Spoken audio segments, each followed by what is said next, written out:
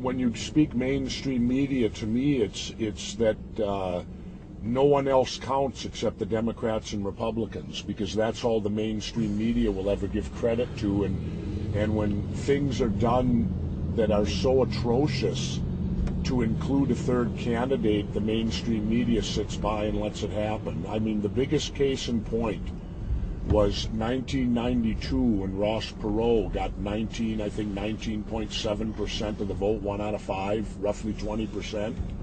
My old physics teacher would tell me to round up, as you always do in physics, so he got 20%. Well, what happened then, and the mainstream media never even covered it. They didn't even expose what went on in our country. Perot scared the status quo so badly in that election that all the way up until that point, all the debates, presidential debates, had fallen under the National League of Women Voters, which you can argue is essentially a fairly neutral group. They have conservative women, liberal women, independent women, whatever it might be. They were in charge. Yeah. Well, what happened then, because Perot scared them so bad in 92, our illustrious Congress, who I might add is made up of pretty well all Democrats and Republicans, and the status quo, well, they took the debates away from the National League of Women. They formed another federal bureaucracy now called the National Debate Committee, and ironically, that committee is appointed and it's headed by the former heads of the Democratic and Republican parties. So now all debates are channeled through this National Debate Committee, and they can make up the rules as they go. Now they determine who gets to debate and who doesn't. They make that decision. This body of people that is not elected, it's corporate. They're appointed. You can't remove them if you disagree with them. To me, every presidential debate should have at least 4 to 5 people up there. Well, that's obvious. I mean, how can we ever have real choice if they only keep it to the two parties? Well, but see, that's it. As Ralph Nader called it, the two-party dictatorship.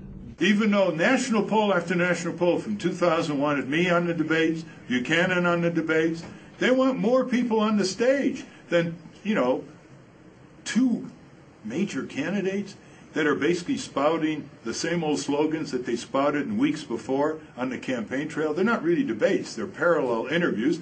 And the Debate Commission is a private company created 21 years ago to get rid of the League of Women Voters, which sponsored debates, controlled by the Republican Democratic Party. To this day, they pick the format of the debate, they pick the reporters who will ask the questions. So you're saying it's a rigged game? Yeah, it's rigged for the two-party system. No one else is let in.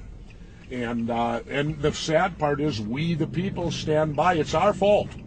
It's our fault because we stand by and sit on our hands and allow it to happen. Let many voices be heard. Let the First Amendment be used by all Americans. Open up the debate process. Why are we limiting presidential debates? We don't limit weather reports. We don't limit entertainment. America has broken its own rules, has broken its own laws. It's time for the citizenry of the United States to actually follow its own laws. If we stay steadfast to the Constitution, at least, we won't be hit so hard with that global agenda. Violence in society is not caused by the people. It's caused by the neglect of leadership. And the police are the #1 cause of violence in society. They make the people jittery. They make the people insecure.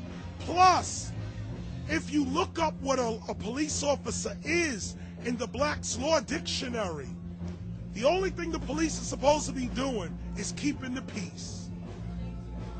And they do not. So whose fault is it when you have violence in society if you're paying taxes to have peace in society and moral justice? The police are supposed to be the epitome of morality. Our children are supposed to look at a police officer and see an example of what a citizen is. Now they fear them. So if our children don't even respect the police, how are they going to respect the law? The present situation is not the Republic of the United States.